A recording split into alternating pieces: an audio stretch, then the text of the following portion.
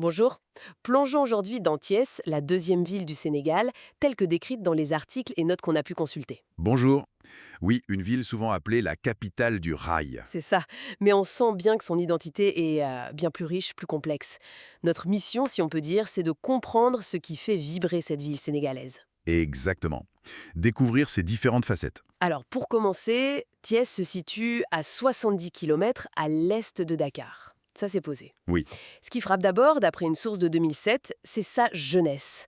Un habitant sur deux avait moins de 20 ans à l'époque. oui, c'est un chiffre marquant, même s'il date un peu. Ça donne une idée du dynamisme, de la vitalité de la ville. Tout à fait. Et son histoire, elle remonte à bien avant ça, j'imagine. Ah oui, bien avant le rail. À l'origine, c'était un village sérère d'Yangsen, ça s'appelait. Dit en scène. Oui, au XVIIe siècle, dans le royaume du Cayor, un royaume puissant à l'époque. Diansen, ça voulait dire lieu de repos apparemment. Plutôt calme alors, au début. Voilà. Puis ça devient un poste militaire français en 1863 et ensuite une commune en 1904. Donc une base assez modeste pour ce qui allait devenir un nœud, un carrefour important. C'est fou ce contraste quand même, entre le lieu de repos et le hub ferroviaire. C'est ça. Et un détail qui saute aux yeux dans les notes. Léopold Sédar Senghor en a été le premier maire. Oui, c'est un détail, mais assez symbolique. Carrément.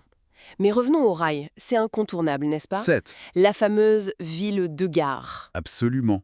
Le chemin de fer, c'est ce qui a vraiment sculpté Thiès. D'abord la ligne Dakar-Saint-Louis, dès 1885, Ah oui, très tôt. très tôt. Et puis celle vers Bamako, au Mali, ouverte en 1923. Ça a attiré énormément de monde, des ouvriers, des activités. Et les ateliers de réparation ferroviaire, c'était central aussi? J'ai lu ça. Exactement, les grands ateliers ont déménagé de Dakar à Thiès en 1934. Ça a vraiment ancré son rôle.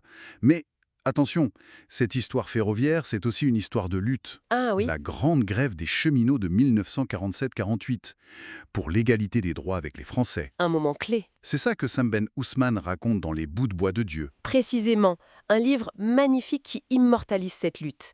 Et il faut aussi mentionner Lat Diop, le héros de la résistance du Cayor contre la colonisation. Il est très lié à l'histoire de la région et donc de Thiès. Cette notion de résistance, de contre-pouvoir, on dirait que c'est un fil rouge, non? Les sources parlent d'une image de ville rebelle. Oui, c'est ce qui ressort. Une ville où les partis au pouvoir auraient souvent eu des difficultés. On lit aussi que plusieurs figures politiques importantes, y compris de l'opposition, comme Idrissa Seck, l'actuel maire, en sont issues. Bon, on rapporte ça tel quel, hein, sans jugement. Bien sûr, c'est ce que les textes suggèrent. Cette fibre un peu contestataire semble faire partie de l'identité thiessoise, oui. Mais Thiès, ce n'est pas que la politique ou le rail, j'imagine. Ah non, loin de là, hein. Les documents insistent beaucoup sur la vitalité culturelle et artisanale. C'est remarquable. Comme quoi, par exemple? Il y a la manufacture sénégalaise des arts décoratifs, la seule de toute l'Afrique de l'Ouest, célèbre pour ses tapisseries. Ah oui, les tapisseries de Thiès, j'en ai entendu parler. Voilà. Et puis, il y a un village artisanal très dynamique. Des sculpteurs, des maroquiniers, des tisserands, beaucoup de métiers d'art. Et une vraie tradition de théâtre aussi. Et le musée historique. Installé dans un ancien camp de tirailleurs, c'est ça? Exactement. Un lieu chargé d'histoire, qui rappelle cette période coloniale et le rôle des tirailleurs sénégalais. Et un autre aspect qui revient souvent dans les descriptions, c'est la cohabitation religieuse, apparemment très paisible. Oui, c'est une autre facette importante de Thiès. L'islam y est majoritaire, décrit comme ouvert, tolérant, avec une forte présence des confréries soufis. Les Tidjanes, Tivaouane n'est pas loin, c'est ça? tout près, oui, c'est leur centre spirituel. Et les Mourides aussi sont très présents. D'ailleurs, le quartier Médina Fall a été fondé par Cheikh Ibra Fall, une figure majeure du mouridisme. D'accord. Et à côté de cet islam majoritaire, il y a un catholicisme bien visible, avec la cathédrale Sainte-Anne, mais aussi des églises protestantes, baptistes, luthériennes, et même, les sources mentionnent la persistance de croyances traditionnelles sérères.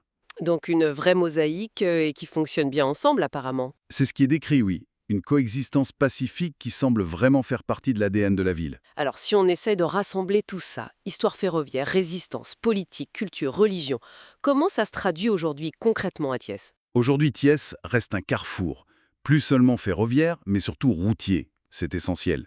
Et c'est aussi un pôle éducatif important. Avec l'université? Oui, l'université de Thiès, créée en 2007, mais aussi une école polytechnique réputée, une école d'officiers, donc une vraie concentration de formation. Et économiquement? Le rail, c'est moins central qu'avant. Oui, l'âge d'or est passé, même s'il reste une activité. D'ailleurs, des lignes ont rouvert récemment. vers Dakar et Diamniadio pour les voyageurs.